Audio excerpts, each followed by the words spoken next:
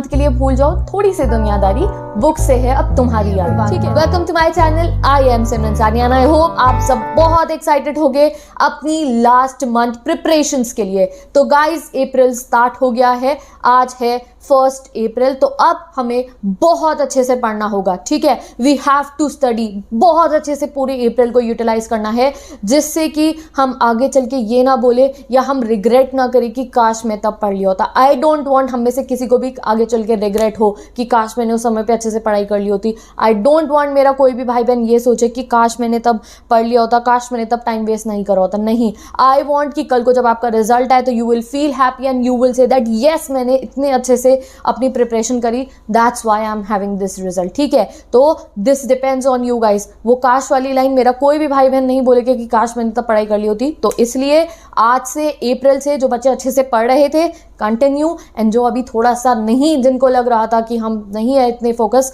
तो आज से सीरियसनेस लेवल ऑन हो जानी चाहिए। अब करनी है पूरे अप्रैल हमें जम के प्रिपरेशन। 30 डेज है गाइस, डिवाइड देम। 30 डेज है, हर सब्जेक्ट के लिए, हर चैप्टर के लिए जैसा आपको कंफर्टेबल लगे उनको डिवाइड कर दो। 5 डेज, 4 डेज, 6 डेज हर एक सब्जेक्ट के लिए आपको जो है अलॉट कर देना है। जैसे आपको नेक्स्ट डे पता होता है ना, जैसे कि कल सैटरडे है, फिर संडे है, तो आपको रोज़ ये भी पता होना चाहिए तो कल सैटरडे है तो कल सैटरडे के साथ में इंग्लिश के इस चैप्टर का डे है, कल संडे है तो संडे के साथ में कल मैथ्स के इस चैप्टर की एक्सरसाइजेस करने का डे है, परसों मंडे है तो मंडे में साइंस का ये चैप्टर का डे है। समझ गए आप? तो आपका डेली 30 डेज में जो जो चैप्टर जिस डे को आपको पढ़ना है वो सब कंफर्टेबल जैसा आपको लगता हो असाइंड होना चाहिए। ठीक है, एंड डेली बेसिस पे आपका टास्क कंप्लीट हो जाना चाहिए।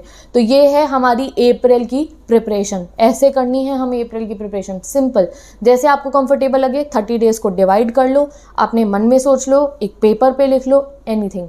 हर डे अलॉट होना चाहिए आपका। जैसे कि साल में हमारे हर डेज का पता होता है ना कि इस डे पे ये है, इस डे पे ये है। अब आपको ये पता होना चाहिए इन 30 डेज के लिए कि ये डे इस चैप्टर के लिए है, ये डे इस चैप्टर के लिए है। उसके अलावा कुछ और चीज़ मैटर नहीं करती है। तो अगर मैं सब बातों को आप लोगों को जो मैंने अभी तक समझाई है चीज़ों को एक लाइन में मुझे डिफाइन करना हो तो गाइस 1 मंथ के लिए भूल जाओ थोड़ी सी दुनियादारी, बुक से है अब तुम्हारी यारी। तो अब ये बात आपको समझ में आ गई है that April we have to study. ठीक है, अब मैं बार बार कह रही हूँ हमें पढ़ना है, अच्छे से हमें फोकस करना है, बट इसका मतलब ये नहीं है कि एसेंशियल चीज़ों पे उनको भी सैक्रिफाइस कर दो। जैसे अच्छे से सो नहीं रहे हो या अपने आप को हेल्दी नहीं रख रहे हो, नहीं गाइस, जो एसेंशियल एक्टिविटीज़ हैं उन्हें पर्टिकुलर टाइम देना। जैसे कि अगर आप स्कूल, आपको जाना ज़रूरी है, आप स्कूल जा रहे हो, इट्स ओके, टेंशन नहीं लेनी है स्कूल की वजह से मेरी चल सड़े नहीं हो पा रही, नहीं, we will manage it, we will be pro. ठीक है, या फिर आप अपनी स्लीप सैक्रिफाइस करो, नहीं, स्लीप भी पूरी लेंगे। ठीक है, डिनर टाइम, लंच टाइम, या नहीं जल्दी जल्दी खाना खा रहे हैं, नहीं, आराम से प्रॉपर जितना टाइम लगना चाहिए, पूरी जो एसेंशियल एक्टिविटीज़ है वो सब करनी है। पढ़ना है ये है कि पूरे मंथ अप्रैल में बस पढ़ाई करनी है, दिस इज द कोर,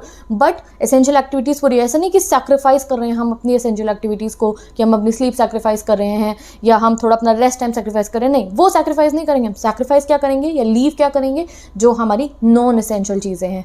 हर चीज़ जो इस समय में आपको लास्ट मंथ बोर्ड प्रिपरेशंस में ऐड करनी चाहिए वो क्या है guys? Writing down the concepts and specially for all the theory subjects also. ठीक है, जो भी आपका सब्जेक्ट आप जब पढ़ रहे होते हो गाइज, आपने कोई चैप्टर पढ़ा, वीडियो देखिए, आपको चैप्टर समझ में आ गया, आपने उसके इंपॉर्टेंट क्वेश्चंस पढ़ लिए, बट वो चैप्टर कंप्लीट तब होगा, आप उसके कंप्लीट पोर्शन पे ऐसे टिक तब लगाना जब आपने खुद से उसको जो है एक बार एक पेपर पे फॉर्म कर रखा हो, उस चैप्टर के कुछ क्वेश्चंस खुद से आपने सॉल्व कर रखे हो।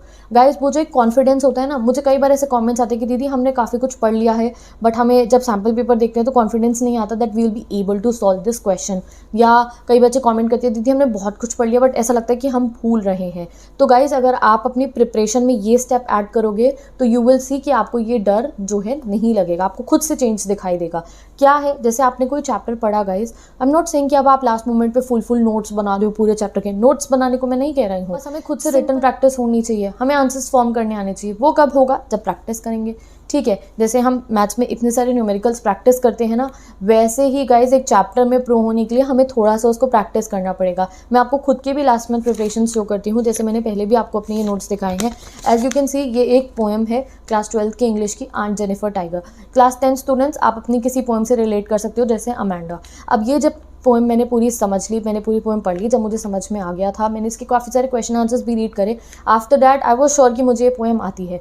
बट इस पोएम के आंसर्स मैं खुद से सॉल्व करूँ, उसके लिए क्या ज़रूरी था कि मैंने खुद से थोड़े से क्वेश्चंस प्रैक्टिस करी हो। तो मैं ट्राई दिस दैट जब आपने कोई चैप्टर पढ़ लिया है तो उस चैप्टर में जो कुछ भी आपको याद है, फर्स्ट ऑफ ऑल जो फर्स्ट पेज एक लेना या अपने रजिस्टर में ही चैप्टर का नेम लिखा, and what ever you remember in the chapter right in English, ठीक है, इंग्लिश में उनकी लाइन्स फॉर्म करके लिख लेना, ठीक है।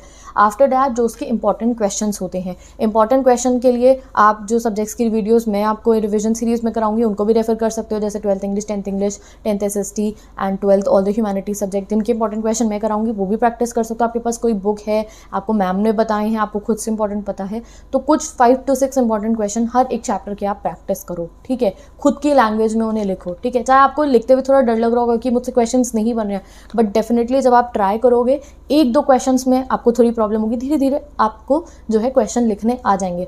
उससे क्या आपको हेल्प मिलेगी कि जब एग्जाम में आप क्वेश्चन फॉर्म करोगे तो आपको न्यू नहीं लगेगा, आप अपने आप से आंसर्स फॉर्म कर पाओगे। सब्जेक्टिव में प्रो तभी तो होगे जब आंसर फॉर्म करने आते होंगे।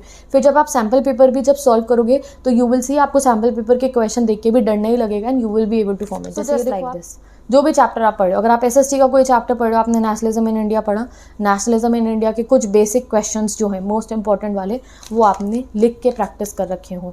हर एक टॉपिक का जो सेंट्रल आइडिया है वो आपने थोड़ा सा लिख रखा हो, जिससे कि जिस दिन एग्जाम हो उससे पहले आपको नेशनलिज्म इन इंडिया रिवाइज करना है तो you are not referring the whole NCERT, आपने अपना जो रिविजन नोट्स है उससे रिवाइज कर लिया। और मैं आपको एक बात और बतानी हूँ, जब अपने हैंड रिटन नोट्स से जब हम रिविजन करते हैं ना, जब हम अपने हैंड रिटन नोट्स से जब दोबारा पढ़ते हैं या उनको पढ़ते हैं तो उसका एक अलग इम्पैक्ट होता है। माय बोर्ड एग्जाम स्टूडेंट्स की इफ़ पॉसिबल ट्राई दिस, जब भी आप कोई चैप्टर पढ़ते हो ऐसी एक पेन पेज लेना, जब भी चैप्टर पढ़ा उसका एक माइंड मैप टाइप बना देना, पोएम है तो उसका मैसेज, टाइटल और उसकी थीम लिख लेना, चैप्टर है तो उसका कोई सेंट्रल आइडिया है उसको शॉर्ट फॉर्म में अपने वर्ड्स में लिखना, और उसके 5 to 6 इंपॉर्टेंट क्वेश्चंस को खुद से सॉल्व करना, और ऐसे उनको पेपर्स को सेव करके अपने पास एक क्लियर बैग जो एक फोल्डर होता है उनमें रखते रहो। क्लियर बैग फोल्डर या जो भी आपकी कोई फाइल है उनमें ये सब पेपर्स मेंटेन करते रहो, और वो जो आपकी 5 to 6 डेज आपको प्रिपरेटरी लीव्स मिलेंगी तब हम इनसे रिवाइज करेंगे, and you will see the effect.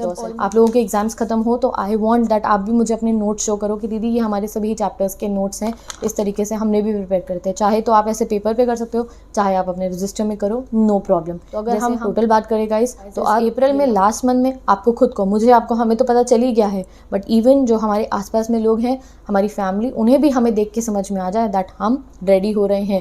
अप्रैल के वॉरियर्स सारे रेडी हो रहे हैं अपनी बैटल के लिए, ठीक है, जिससे कि कल को जब हमारा रिजल्ट आए तो हमारे पेरेंट्स बहुत खुश हो, हमारा स्कूल बहुत खुश हो, एंड सबसे ज़्यादा हम खुद खुश हो, आप बहुत ज़्यादा खुश हो, आप खुश हो और लास्ट में ये बोलो कि हाँ मैंने की है मेहनत। ये नहीं बोलेंगे हम कि काश मैं तब पढ़ लिया था, हमें क्या बोलना है, हाँ मैंने की है मेहनत, समझ रहे हो ना। This is what we have to do. तो विद दिस गाइज अब से फुल अप्रैल, नो प्रोकास्टिनेशन, अब बस फुल ऑन पढ़ाई। तो all the best all my प्यारे प्यारे भाई बहनों। Now I am ending this video, and वो याद है ना स्टार्टिंग में जो मैंने आपको बताया था, भूल जाओ थोड़ी सी दुनियादारी, अब बुक से है तुम्हारी यारी, ठीक है। तो इस बात को ध्यान में रखते हुए let's prepare for April now. With this bye take best of luck, I am going now. Description box में class 10 students your SST playlist, your English playlist मैंने पेस्ट कर लिया। टर्म 2 की सभी वीडियो, सभी चैप्टर का detail explanation, revision series on हो जाएगी, आपको मैं बता दूंगी। 12th स्टूडेंट्स आपकी फुल इंग्लिश मैंने पेस्ट कर दी है, chapter explanation, writing section, reading section, and अगर आपको नहीं पता है तो क्लास 12th इंग्लिश का मैंने रिवीजन बैच भी कंप्लीट करा दिया। फर्स्ट रिवीजन बैच हमारा कंप्लीट हो गया, मैंने हर चैप्टर के 15 to 20 इंपॉर्टेंट क्वेश्चंस प्रैक्टिस करा दिए हैं। नहीं पता तो आप प्लेलिस्ट से चेक कर सकते हैं। And humanity students your all chapters are there, and revision batch will be launch soon. So with this bye bye, take care, best of luck, I will meet you in the next.